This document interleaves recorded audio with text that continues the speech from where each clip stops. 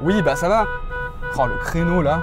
Ces dernières années, à Paris, il y a une fraude qui est apparue et qui permet de se garer gratuitement. Et vous allez voir, elle est aussi simple qu'elle est problématique pour la mairie de Paris. Cette nouvelle fraude, on va l'appeler la fraude au tarif handicapé. Alors là, tout de suite, vous pensez peut-être qu'il s'agit de la fraude à la carte handicapée. Bah non, c'est pas tout à fait la même chose, puisque celle-ci, elle se déroule directement sur le rodateur et elle permet de stationner sur n'importe quelle place payante de parking, puisqu'à Paris, le stationnement est gratuit partout pour les handicapés. Elle est apparue ces dernières années, globalement depuis que la mairie de Paris a remplacé les contrôles humains par des contrôles automatiques confiés à des sociétés privées et réalisés avec des voitures capables de lire les plaques d'immatriculation. Les caméras détectent les voitures qui ont payé leur stationnement ou pas. Par exemple, un usager qui regarde, qui rigole, hein. Non, il ne met pas d'amende.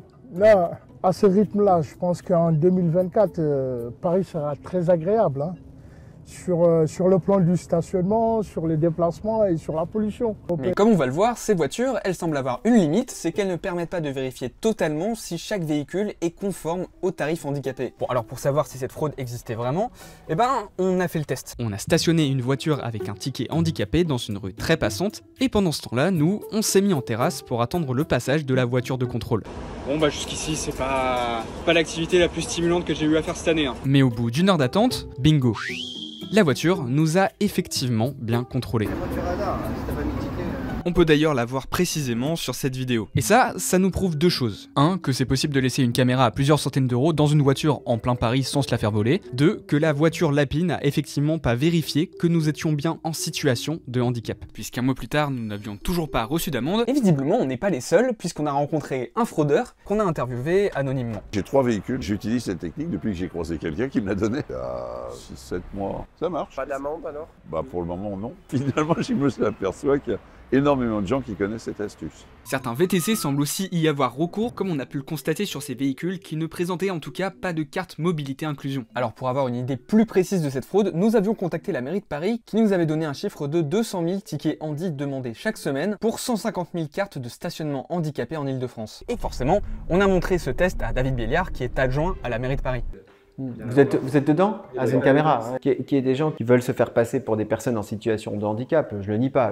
Par contre, ce que je nie, c'est quand même les chiffres, parce que ce pas les chiffres que moi j'ai. Et donc, ce sera peut-être une enquête supplémentaire à faire. Nous, on a 120 000 tickets handi. Pour une capitale et une ville comme Paris, ça ne me semble pas complètement déconnant. Et oui, nous allons continuer à nous battre contre les personnes d'ailleurs qui fraudent. D'utiliser des tickets handi pour ne pas payer quelques euros de stationnement, c'est quand même un problème qui est un problème de jugement même personnel. Vous n'avez pas de scrupules? Ah bah de scrupules vis-à-vis de la ville de Paris, non. Aucun.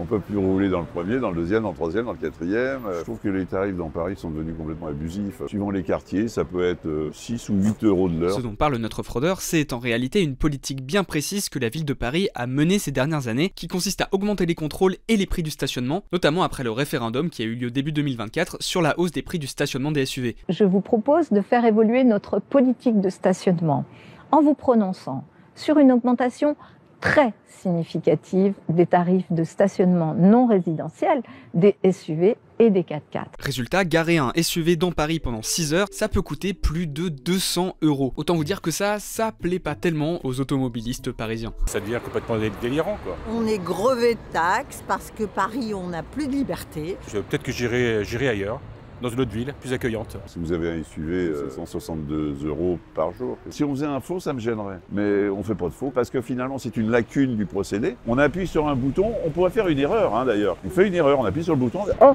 tiens, on a seulement gratuit jusqu'à 20 h.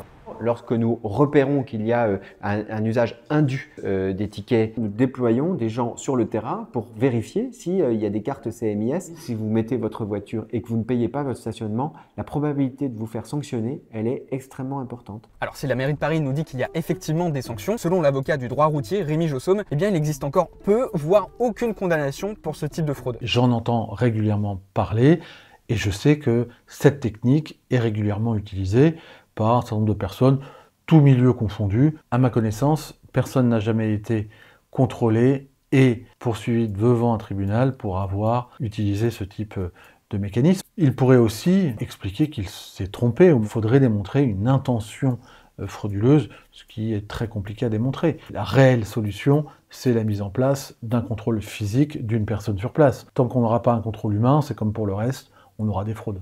Et cette fraude, vous vous doutez bien, il n'y a pas que la mairie de Paris que ça fait grincer des dents, mais il y a aussi bien sûr les usagers en situation de handicap. Je comprends, mais je pense que maintenant les gens ont de moins en moins de moyens pour pouvoir se permettre un transport en commun à 80 € le mois. Pour le stationnement dans Paris, c'est pareil. Mais d'un côté, ça m'énerve un petit peu parce que malheureusement, c'est pas qu'un usager qui fait ça, c'est pas deux, c'est pas trois. Moi, je le sais pertinemment qu'il va y avoir des répercussions pour nous plus tard. Plus les usagers abuseront de ce système-là, plus nous, on payera par la suite. C'est même sûr, il y aura des conséquences par la suite.